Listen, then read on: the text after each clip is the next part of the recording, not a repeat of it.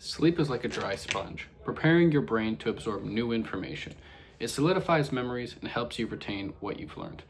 You obtain the largest portion of non-REM sleep in the beginning of your sleep, and the largest portion of REM sleep in the later half of your sleep.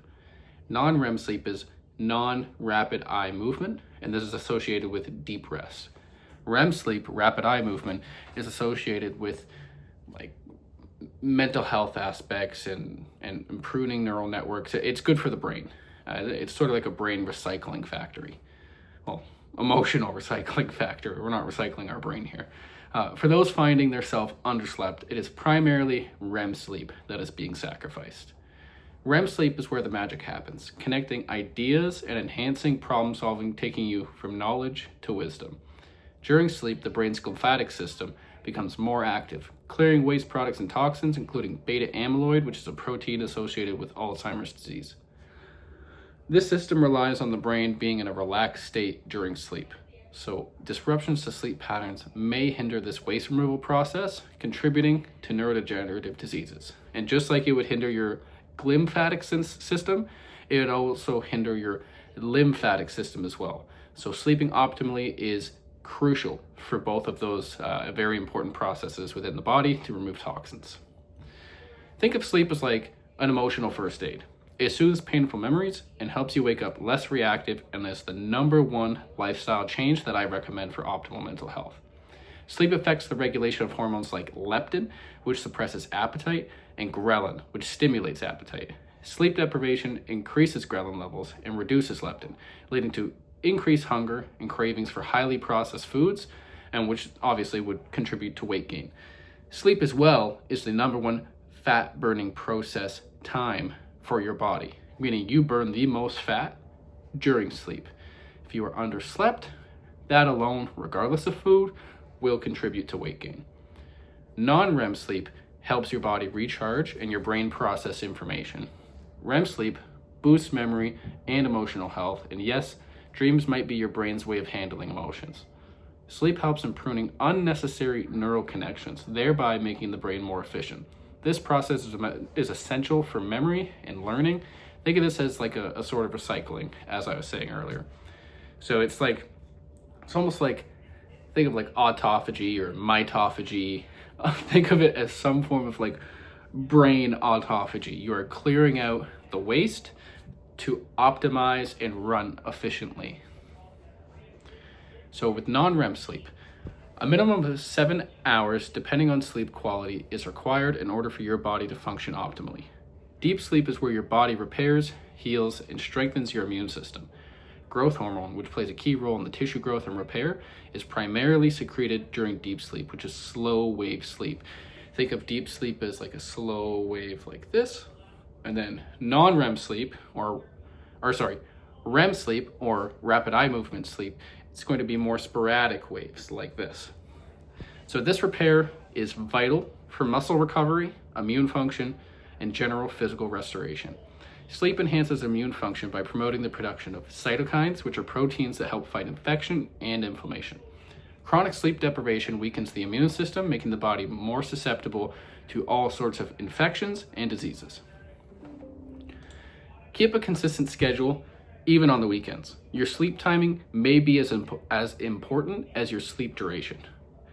Keep your room cool, around 65 degrees Fahrenheit, give or take. Everybody's a little bit different, but within that range is usually optimal. And keep it as dark as you possibly can.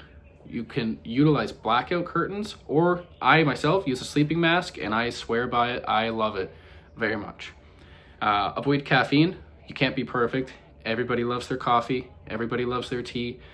Just do your best to avoid caffeine, especially throughout midday in the evening. Try to have it as early as you can in the morning. If you'd like to get nuanced, we could say after your early morning cortisol spike, so roughly 60 to 90 minutes after you wake, start your caffeine. But it's not that important. If you take it during your early morning cortisol rush, you can't be perfect, guys. It is what it is. Avoid alcohol, for sure. Definitely later on in the evening, and then excessive use of stimulants as well. So like I take nicotine, but I will limit nicotine if I'm trying to prioritize sleep. because although I like the health benefits of nicotine, it's also a stimulant.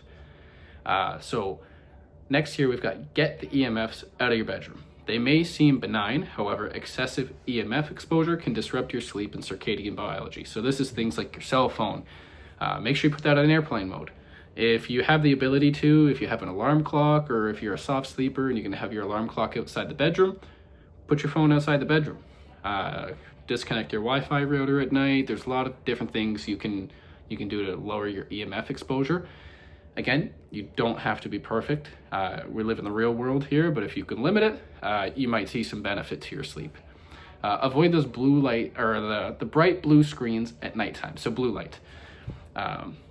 Especially in the evening, following sun is a good practice. So when the sun goes down, the blue light from the screens should typically be put away.